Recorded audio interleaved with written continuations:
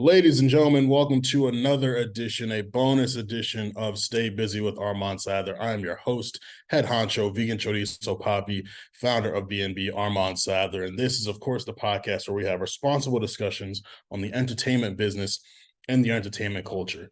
Do I need to say it? We got another WWE interview for you, but this one is incredibly special. Now, this woman just recently signed with the company after coming off a very, very successful AEW run, longest reigning AEW champion in AEW's history, former TBS champion. She won the TBS championship tournament to get that title. She went 60-0 before losing her title to Chris Statlander.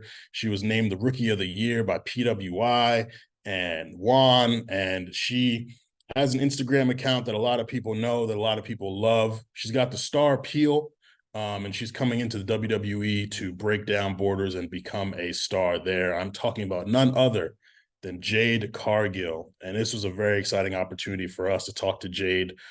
Just a very short period of time between her signing and doing all these media appearances. So obviously we talked about her excitement coming into the WWE, learning the WWE system, her relationship with Cody Rhodes, things that she is looking forward to doing in WWE, how she wants smoke with everybody. We talk about Jay-Z, Beyoncé. We talk about a lot of different things. And one thing I can say is Jade is very confident and she's coming in to mess things up. I was going to use profanity there, but I'm going to try to keep it, PC. She's coming in to mess things up. So we're going to take a quick break. And then when we get back, you'll see me talking to none other than my fam, a good sister of Alpha Kappa Alpha Sorority Incorporated, the newest WWE signee, Jade Cargill. Hope y'all enjoy. All right, so I am here with WWE's newest signee, the one, the only, the incredible Jade Cargill. Jade, how are you feeling in this moment?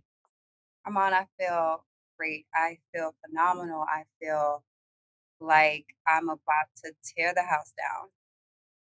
I love that. I love that. And this has to be a special moment for you. We know you had a tryout in 2019. From there, you go to AEW, you dominate there. And now, 4 years later, you're back in the WWE system. They've got social content about you, whether it's TikTok, Twitter, you're all over the socials. How does it feel to think about, 2019, everything you've accomplished over the years, and now it's time to take over WWE?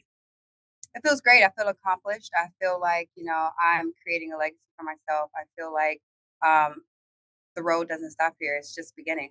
Um, I feel accepted. I feel that I have done nothing but take an alternative route to get to where I needed to be to create those phenomenal moments and to create that household name. Absolutely. And I know for some people really want that instant gratification. Like you go for something, you want it immediately. And for you, this has been a bit delayed, but it seems like you're okay with that, and you're kind of accepting like that was the path that was meant for you, and it's ultimately better this way. Would that be fair to say? I wouldn't even say that. I would say, I made the most of what I got. I mean, I started my first match was with Cody Rhodes and Shaquille O'Neal. Who gets Hmm. that? No one gets that coming into wrestling. That was my first match ever, ever, and it was on national TV. So I can't take that away. But, nothing beats this program. Nothing beats this system. Hmm. It's where dreams are made. It's the grand stage, and I'm ready to dance. I'm glad you brought up Cody too. I gotta ask, have you and Cody had a chance to talk about the fact that you're coworkers again? Yes, I'm excited. He's a phenomenal guy, a phenomenal father, and just seeing how the system treated him and just seeing how happy he is. He's a hard worker and he goes after what he wants. And I know that if I come in with those same tools, that the sky is the limit.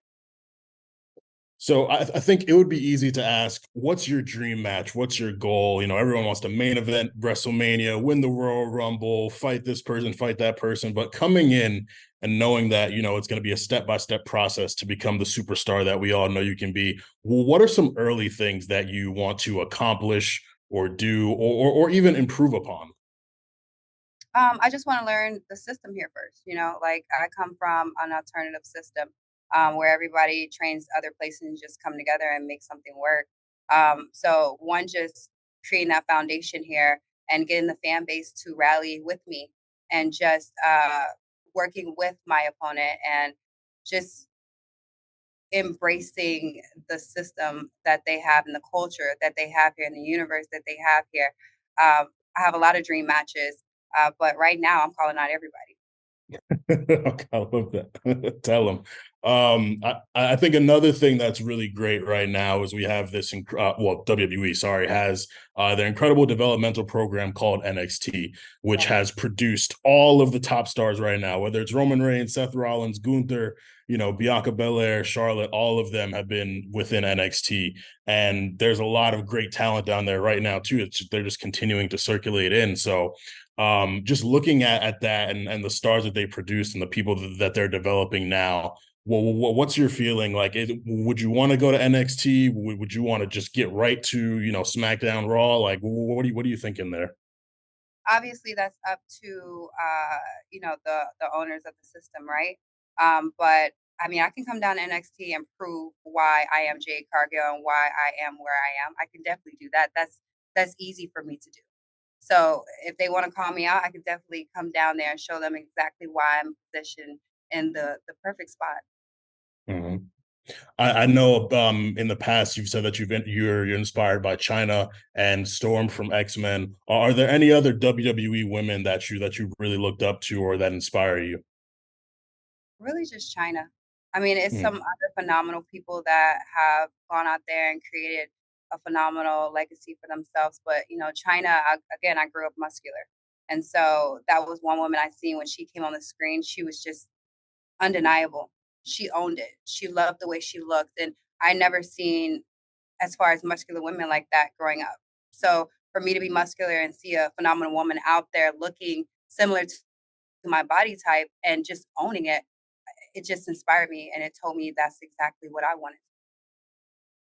I love that. And I think another great thing is you being a black wrestler. We have seen black wrestlers be prioritized in a great way in WWE, whether you want to talk about, Kofi Mania or you talk about Bianca main eventing WrestleMania.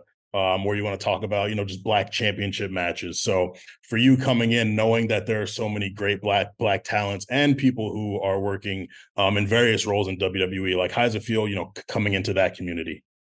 Feels great. I feel welcomed here. Um, I feel like, the sky's the limit. I feel like I'm going to do nothing but become the stellar athlete that I know I'm going to be. And the training facility is unstoppable. It's nothing like it, and all the coaches are great as well. I gotta admit, you and I have something in common. You're a sister of Alpha Kappa Alpha. I'm a I brother of am. Alpha Phi Alpha. So it's great to great to talk with you, fam. Could we potentially one day see, similar to Double or Nothing in Vegas? Could we see you stroll into the ring one day, maybe? I would love to do that. One thing I did like doing was integrating wrestling with the D9. Why not? Hmm. Like, I was trying to get everybody from D9 out there. I just obviously got AKA because I'm a part of the sorority, but I wanted us all to be out there because, people don't know what that is in this industry. Right. So I was trying to open the eyes of a lot of people. And before I went out there, one thing I said to all my line sisters was, hey, this is a moment for us. If they don't understand, that's fine. It's about us right now. And we're gonna Hmm. make some names and people are gonna know who we are because they're gonna sit back and say, what is this? What's going on? But I didn't care about all that. I wanted to make my sorority proud. I wanted to represent because that's a big part of my life. It's not something easy. You got to Yeah. dedicate a lot of time and service and gratitude to. And so I just want everybody to see how proud I am to be a part of a stellar sorority. Yeah, absolutely. That's a great The transition. first Actually, and the kindest. and there you go. Tell them. What do you feel like is the biggest thing you learned from being involved in Greek life that you can apply to wrestling? Just pushing, and staying humble and just, you know, listen more. Listen more. Don't talk as much. And just as being an AKA, just knowing yourself, knowing what you bring to the table, gratitude, service, mankind, I don't have to go through all of that. But they just prepared me for the grand stage. But just being an athlete in general gave me those tools to put my head down and do the work.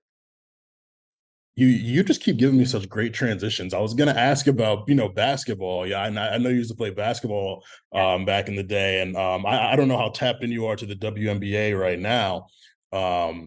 Did you watch WNBA at all? Not right now, unless one of my friends are watching, no, so Got you. it's Okay, been a okay, minute, that's cool. yeah, unless my friends are like, "Yeah, I'm about to create some phenomenal stuff," I'll tune in, um, but it's been a minute. got you, got you. I was gonna ask if you could liken yourself to one player currently. Who would it be? But it's I completely love fine. Candace Parker. Love Candace Okay. Parker. She's out right now, I believe, correct? Yeah, yeah. Yeah, but I love me some Candace Parker. She was one of the phenomenal women I watched growing up, and she played for Tennessee. And one of the dream schools I wanted to play for was Tennessee, and I went to their camp. And woo, Pat Summit, listen, she was a phenomenal coach, man, great coach. But Candace Parker for sure. Sure. And you've been talking a lot about learning the system. You came up in a different system, and now the WWE you have to acclimate yourself to. And that goes with in ring, but it also goes with, things like promos and characters. Will people who have been following Jade Cargill for the last few years see a different Jade Cargill in terms of character when you eventually make it to TV? No, no, I'm just that it girl. I'm just that person that is herself, just turned up to the 10th power. I'm a confident woman. I know myself.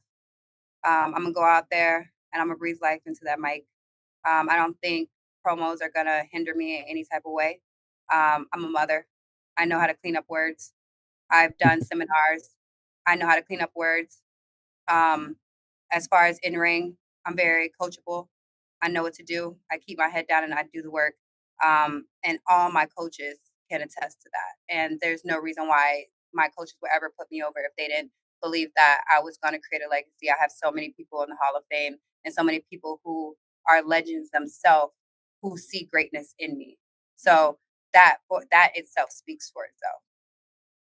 Amazing, amazing. And I think one thing a lot of WWE talent talk about a lot too is how busy the schedule can be. Obviously fans will watch Raw, they'll watch SmackDown, they'll watch NXT, they'll watch a premium live event every so often.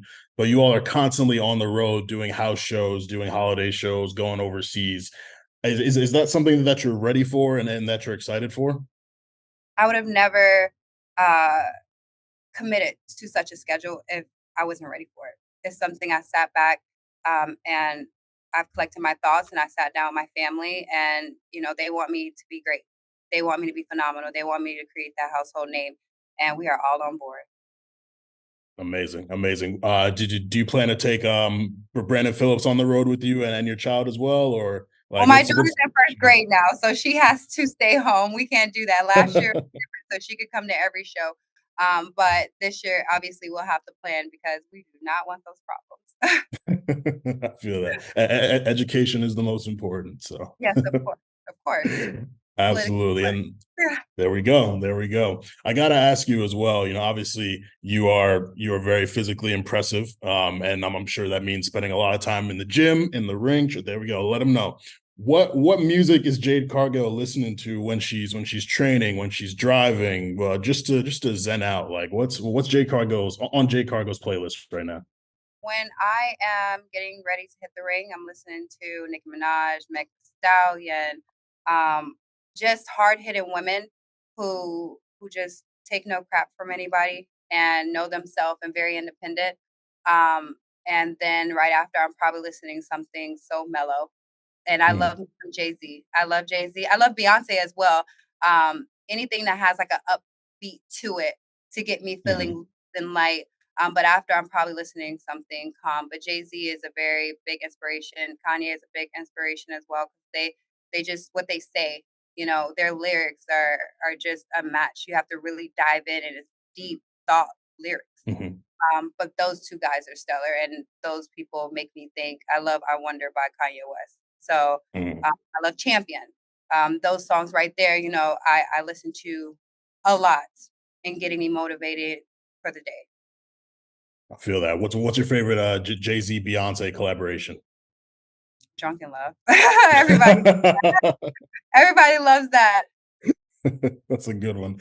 Yeah, that's a classic. It's a classic. It absolutely is. Have you gotten a chance to see a Beyonce show or Renaissance? I have not, so I own a professional softball team, the Texas Smoke, out of Austin, Texas, and we are in our playoffs, which we won this Wow, congrats. season. Thank you. We are the only professional black softball team owners, by the way, my spouse and I. But the day that they came to Atlanta, we were playing for the playoffs. So I was very upset. My daughter and I got tickets because she's even a more fan of Beyoncé than I am. She loves Mhm. Beyoncé. So, it's sad, but I'll catch her, I'm sure, at another show. Or I'm gonna meet her. So I'm gonna meet her one day. We're gonna cross those fingers and live. There you go. Manifest that. I love that. I love that. Is there anything you want to say to your fans, to our listeners right now? Again, there's so much excitement going on. We're seeing you all over socials. There's so many ideas for what people want to see you do, who they want to see you face off with. But like for you, like what's the message that you want your fans and our listeners to know?